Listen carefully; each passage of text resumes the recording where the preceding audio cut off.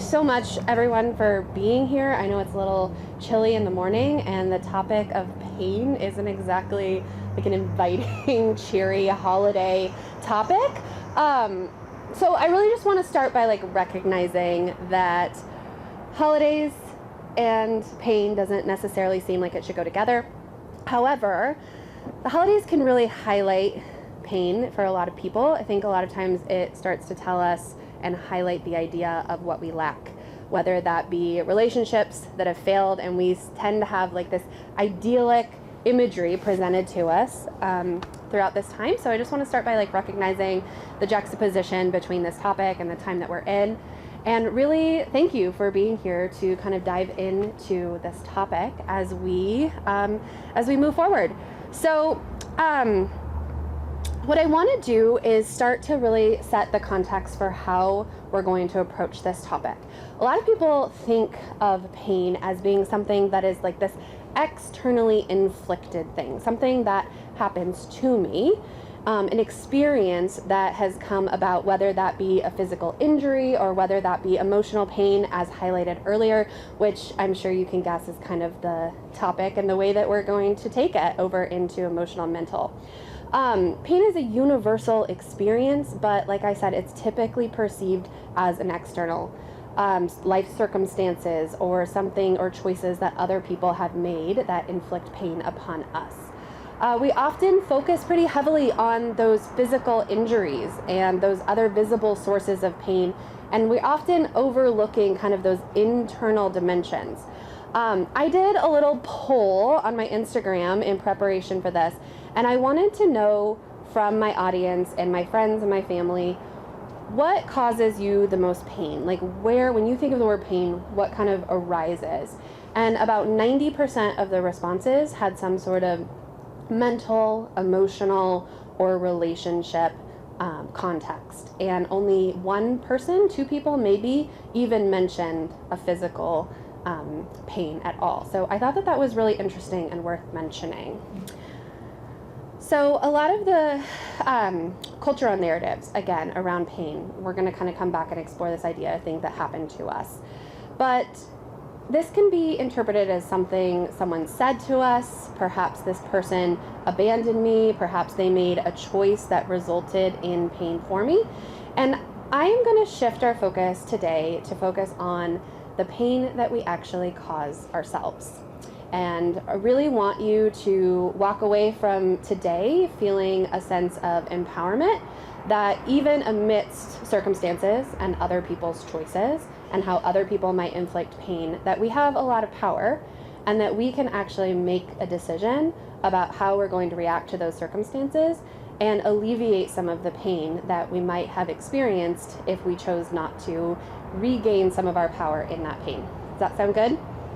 Okay, also, this is a pretty intimate group, and I am a theater kid for sure, and so if there's something that I'm saying that is really resonating with you, that you feel like, okay, I feel that deeply in my soul, I would love if you guys just like give me some theater snaps or some jazz hands. Does that sound good? Can you practice for me? Like, show me some love? Yeah?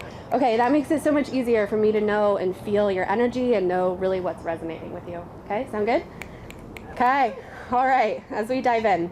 So first I want to address that there is an immense amount of self-awareness that comes with understanding the pain that we're inflicting on ourselves. And that oftentimes we're really unaware of how we sabotage or limit or harm ourselves, both emotionally and mentally. And that emotional pain can be just as debilitating as one from an external source. And especially because our own thoughts and actions happen to perpetuate that pain and keep it going, right? And that we also have a lot more control than we think that we do. So what I'm going to focus on today is a handful of ways that we cause pain to ourselves. And a high level look at that is going to be how we play small, our self-abandonment or people pleasing. Any like people pleasers in the audience like struggle with that? Yeah, okay. Showing a lack of grace for our own mistakes and having poor boundaries. Okay, so like really fun topics today. Okay, yeah. Okay, so we're gonna start with playing small. So Nelson Mandela said, "There is no passion to be found in playing small, in settling for a life that is less than the one that you are capable of living." So it's really going to set the context for how we want to think about playing small. So what does it mean? Who feels as if they sometimes just don't take the risk? They are playing too small. They know that they're capable of so much more, but fear holds us back, right? Okay, I think we can all deeply understand what this feels like. And we've all faced the temptation to avoid risk and not pursue our dreams. And that actually leads to what? Internal conflict, a sense of unfulfillment, and eventually regret. The lack of opportunities haunt us with those what if scenarios. What if I would have taken that job that I really wanted, but I chose not to because I wanted to stay safe? Or what if I passed up on that opportunity? The psychologist Tom Gilovich is a former Cornell graduate student and found that people are haunted more by regrets about failing to fulfill their hopes, goals, aspirations, more than regrets about failing to fulfill their duties, obligations, and responsibilities. So if you want to go and research, it was a really interesting study that I thought was really prevalent to this topic. So in the short term, people regret their actions more than their inactions. And he said, but in the long term, the inaction regrets stick around longer. He also said that people's most enduring regrets in life come from the discrepancies between their actual selves and their ideal selves. And just waiting around for inspiration, unfortunately, is just an excuse, because inspiration is bred by action. And so we have to actually take action before we get the inspiration, right? And sometimes I think, especially as creatives, that can seem really counterintuitive, right? Does anybody feel that? Okay. So I want to just, in this section, really encourage you to do a little bit of self-reflection quickly. Reflect on some of the areas where you feel like you might be playing small, where you're not taking the risks that might eventually lead to the thing that you really want and the ideal self, rather than pleasing others, which is kind of a good segue into the next area of self-abandonment and self-betrayal. Again, really light topics here. So self-abandonment is neglecting your own needs, desires, and values to please other people or fulfill any societal norms. Acting against your own values and integrity, and of course this is going to lead to a loss of self-identity and your own authenticity. So it's common for people to feel like they are abandoning themselves without really realizing it. I like to think of this as intentional living versus intentional living. There's people who we might be going through a season of our lives just floating along and not really making a lot of decisions with a lot of intentionality and showing up exactly how we want to show up in the world. And then time passes us by and we look back and say well, where did all of that time go and all of that missed opportunity? Carl Jung says the privilege of a lifetime is to become who you truly are. The pain of ignoring our own needs and values is really prevalent. Who here, not sharing examples, but can recall a time in which you acted out of alignment from who it is that you really are? I mean, I feel like we probably all can recall something like that, right? Okay. So it's also known as the psychological concept of cognitive dissonance, which highlights the discomfort of holding conflicting beliefs and behaviors. So when our beliefs and our values are not in alignment with the actions and how we actually show up in the world, it creates a lot of internal conflict and pain. And people-pleasing is often associated with this. I know there's a lot of hands that rose in the people-pleasing. I think there's a club of us, recovering people-pleasers. We're trying really hard to stand true in our own truth and really learn how to let others down before we let ourselves down. And the act of disappointing others is really hard for me, but I'm really personally working on what does it look like to be okay with disappointing others in favor of not disappointing myself. Can anyone relate? Yeah. Okay. So people pleasers often prioritize other people's needs and desires over their own, which of course this can lead to a loss of personal identity and constantly have you adjusting your behaviors in favor of whoever that you're around. It might actually lead to you not really knowing and understanding, have a good sense of who you are, what you believe, if you're kind of always trying to please whoever's company that you're in. So it can also increase your stress and your burnout. We have enough burnout. We don't need any more, right? Everybody else feeling burnout in this season. And it can lead to increased stress, anxiety. Can hard to say no. Resentment and relationship strain, for sure. When you are not building relationships with people based on the authenticity of that relationship and not being true to yourself, then it can absolutely lead to misalignment in relationships, and really you're building friendships and relationships with people who don't actually know the true you, and then that causes us a lot of pain. Vulnerability to manipulation and abuse. I think that when we are people pleasing more than we should be, and really creating the advantage of the person's who you're with, beliefs and values over your own, it really opens us up to a lot more pain than we need to be, right? We can be susceptible to other people's manipulation in a way that we just don't need to be if we were standing true to our values.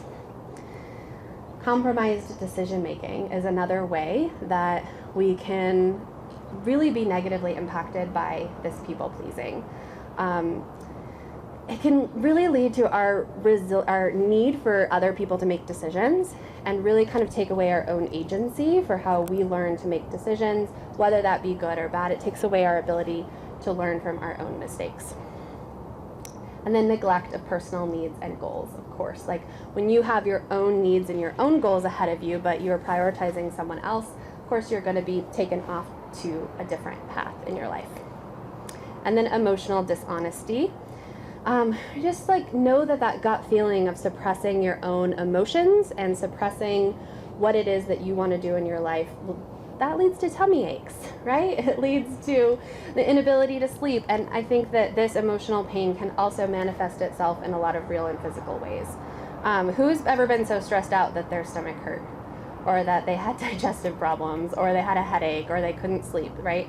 So I think that there is a lot more understanding today about the connection between how our mental and emotional selves are operating and the physical manifestations of those. Okay, and then it also leads to a perpetual cycle of seeking approval. So if you are regularly seeking out the approval of someone else for you to make your decisions, then that is just going to create a cycle, again, of you not being able to make decisions on your own. Okay, so a little self-reflection moment. I would love for you to consider, how have you potentially been people-pleasing in a way that you no longer want to do? And what is a daily practice of letting go of other people's expectations in favor of your own, right? Anybody? Okay. Okay, so the next part of this is how a lack of grace for our own mistakes can cause us emotional pain. So understanding the value of self-judgment and how to balance that versus being overly critical of our own mistakes, shortcomings, and failures. There's massive consequences to self-unforgiveness, the emotional burden of not being able to forgive ourselves, not being able to move past the things that we've done that we regret. And it can really hinder your personal growth and ability to learn from your own mistakes.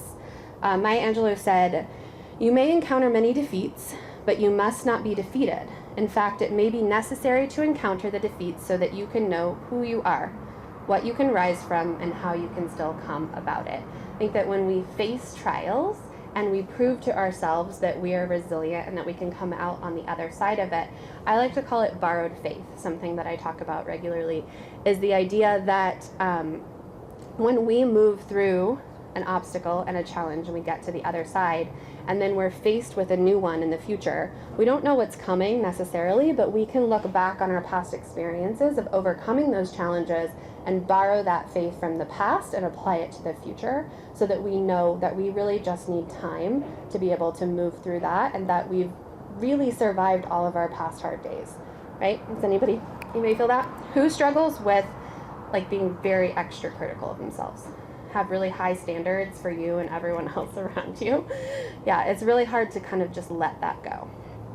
Some strategies for cultivating some self-compassion, I'm going to move through some of these quickly, is mindfulness and self-awareness, deep reflection, self-compassion exercises, really getting into the depths of your own reflection and understanding how to cultivate that for yourself. So a lot of times through journaling exercises, writing a letter to yourself from a friend's perspective.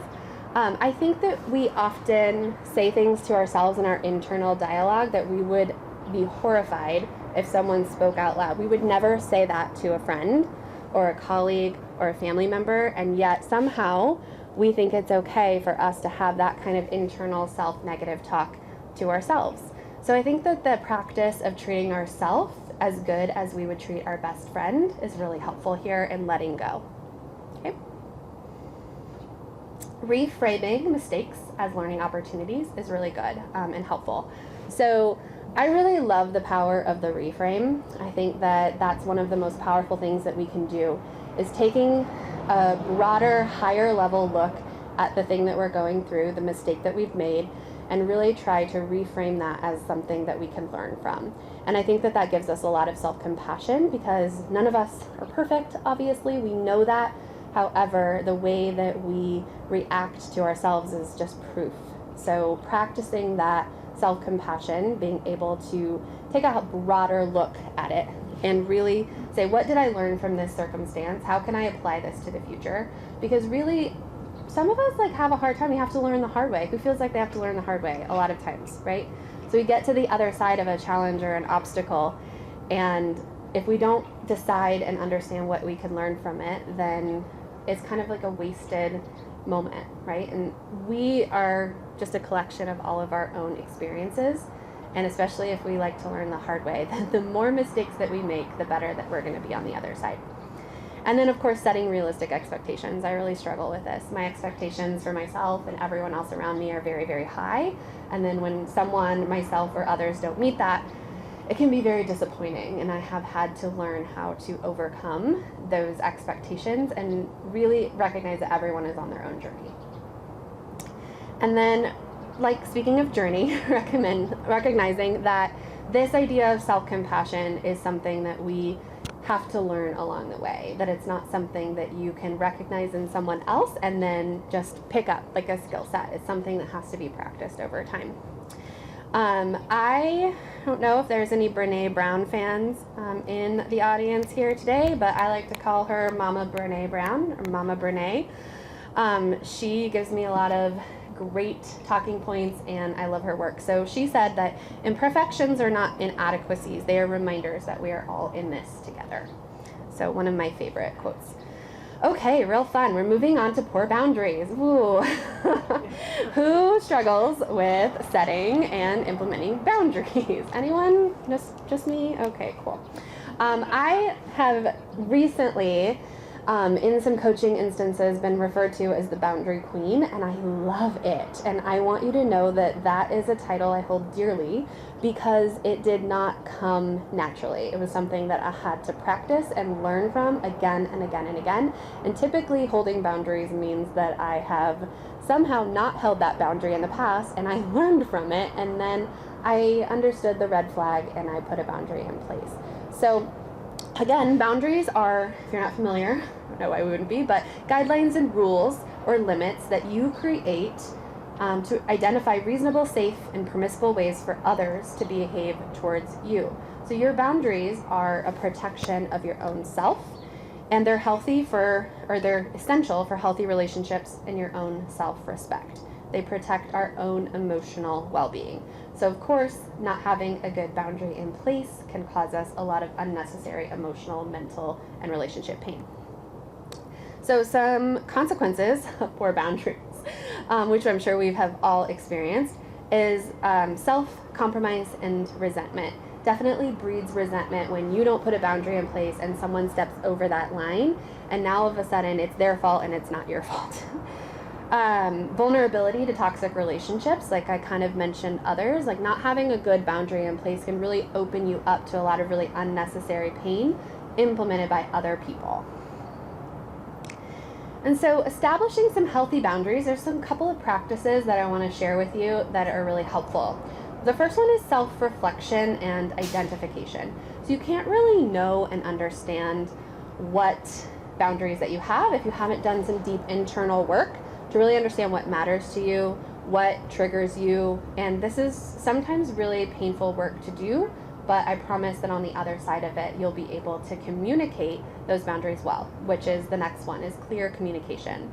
So I am a pretty direct communicator. Are there any other Enneagram 8s in the room? If anybody's done their Enneagram, see one in the back? Thank you. I see you. So I tend to be a pretty direct communicator. And I found that that is actually what helps me to maintain boundaries pretty well, is by being clear. Clear is kind is one of the things that I tend to emphasize in my own life. I want to make sure that the people around me understand very clearly, without hesitation, what the expectations are and how I expect to be treated and what my boundary is. So clear communication. Ooh, this one's the hardest one, consistency and enforcement. It is one thing to say, here's my boundary, here's the line, and it is an entirely different thing to be able to actually enforce that. So one thing that I have found is really helpful, and if you want more work on boundaries, Melissa Urban has a book on boundaries. She's the woman who came up with the Whole30 concept of eating, and she has transitioned not just for that, but for boundaries. And so I find that she has a lot of really helpful content on that, and a lot of scripts, which I think is really helpful for when you have people in your lives that are really kind of crossing the line, and she provides a lot of helpful scripts for you to be able to maintain that direct communication. But when someone is crossing over that boundary, you have to have pre-decided what the consequence of that will be, and then you have to maintain that consequence. So I asked you not to do this in advance. I was clear in my communication. I first identified what it was. I was clear in my communication, and you chose to cross that boundary anyway. So now here is the consequence of what I'm going to do in reaction to you crossing that boundary. And that consistency and enforcement of that boundary is going to help people learn how you expect to be treated and what lines that they should not cross when interaction with you. Yeah, that one's really tough. Just me? Anyone else? Enforcement's hard. Okay, so then dealing with the guilt of other people's reactions to your boundaries is also a really hard part, really challenging. So other people are probably not going to like your boundary because it is yours. It is protection of your values, of yourself, and sometimes that might show up in opposition of what it means for them and what their most best interests are and what they want from their relationship with you. And it goes back to that idea of learning how to disappoint others before disappointing yourself. And then seeking support. So surrounding yourself with people who are willing and able to reinforce that boundary and are able to say, I hear you and I respect that, but then also being able to have people in your life where you share, hey, I'm putting this boundary in place, what do you think? And having people basically affirm that that is a good and healthy boundary will help you in all of those other things, such as consistency and clear communication. Great? Okay, so as we shift our perspective on pain from this really external thing happening to us and more on the idea that we actually have a lot of power and control in how we react to external circumstances, to things that are happening to us, really should empower you. Because if everything is just happening to you and around you and you don't have any control, then you just get to be a victim. You're just going to be a victim to this pain. But when you say, I understand that this is happening and the circumstance doesn't change, however, how I react to it, how I choose to feel about it, and my reaction of that, that can really minimize a lot of the emotional relationship pain that we implement on our own self. Okay, so some of the techniques that I want to share with you around putting in place this understanding and reclaiming your power are really all about mindset. And the first one is cognitive reframing, and we talked about that a little bit. And it's just intentionally changing your emotional reaction to the thing that is happening around you.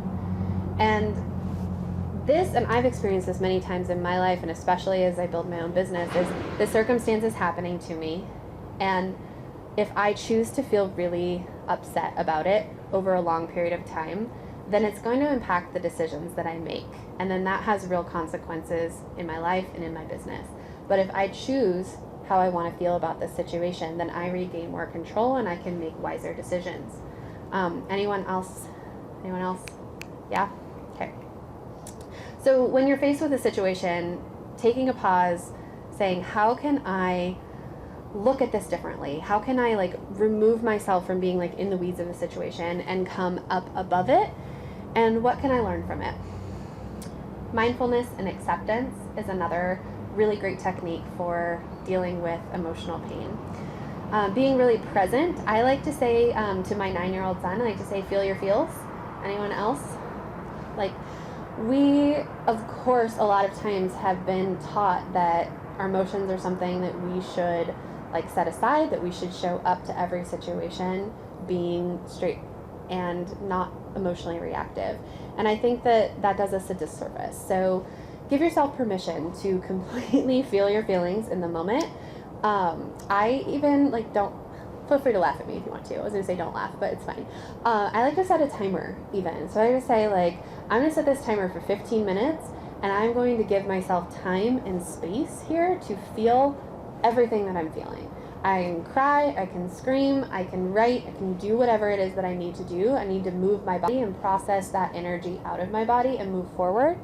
And then after that timer goes off, then I've decided that that's the time that I need to like put my big girl pants back on and like march forward, right? So whatever that looks like for you, just give yourself permission to feel your feels. A gratitude practice is also very helpful in perspective. I think that a lot of times when we're in the moment of some mental, emotional, relationship pain, it can be very hard to zoom out and very hard to keep perspective on everything else. And so really taking a look at the things that you do have in your life, the things that you're happy and grateful for, and writing them down, and really meditating on those over and over can be very helpful in alleviating some of that pain. Positive affirmations. Is any other people like practice positive affirmations in their life here? Is like a regular practice? I have like sticky notes on my mirror. Like, I think that the words that we say to others and to ourselves hold a lot of energetic power. And if we decide to put negativity out in the world, then that's what we're going to attract back into our lives. So deciding how I want to feel about a situation, even if it's like a fake it till you make it kind of thing, where it's like, I love today, you know, you're like really gritting your teeth and you don't really believe it, but I promise you that if you say it, it sounds silly, but you say it over and over and over again, that really starts to infuse itself into how you actually feel about the circumstances. So highly recommend positive affirmations. And then visualization. Now, that seems a little woo, so stay with me for all of those that are not into the woo side of things. But anybody do like a annual mood board exercise for their upcoming year? Yeah, some of you. I do this every year, and it's like fun. It takes me away from a screen, which I think is really great for me to like create something real and tangible with my hands.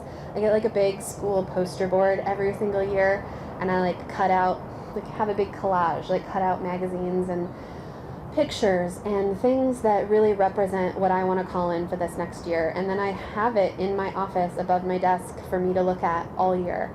And really recognizing what it is that you want to do and call in and how you want to show up, not just what you want to do, but who you want to be. And so I would encourage you to focus on that part of your visualization. And it's the perfect time of year to be thinking about that. So I hope all of you will take that practice and go have some fun creating a little collage for what you want to include in your next year. Solution-focused thinking is another thing that I really want to highlight, is that sometimes we can get so in the weeds with it that we're not thinking about what action can I take, what power do I have, what can I actually do myself that can help alleviate some of this pain in the circumstance. And then seeking different perspectives. Think that when we're too close to it, sometimes we need that outside person that we have given a lot of trust to, and people who have earned the right. So going back to Mama Brene, she talks about having a 1-inch square piece of paper, and on that paper are the names of the people who've earned the right to speak into your life, either positive or negative. And so if someone's name is not on that paper, they haven't earned the right. So you have very few names that get to go there. And those are the perspectives that you can help and seek out in these types of situations. So inviting them in to give you feedback on the situation can help you really see it from an outside perspective and recognize that there are things you can do, that you do have more power than you've given yourself, and that, not to say that it might not be as bad as you think it is, because I don't want to like mitigate anybody's circumstances or pain, but that seeing it from a different perspective might help you also have a different perspective about it. Okay, so as we kind of close out, I would love for you all just to do a few minutes of self-reflection, especially around the holiday season. I think that that's a really good time for us to naturally, in the seasonality of things, to be looking forward and how you want to show up. So again, not so much of what you can do, but who you have the vision to become. Who do you want to be as we come into this next year, and really create some intentional living around that. And I think that if we're able to show up with that intentionality, that we can alleviate a lot of the pain that we put on ourselves, regardless of the external circumstances that are around us. Thanks.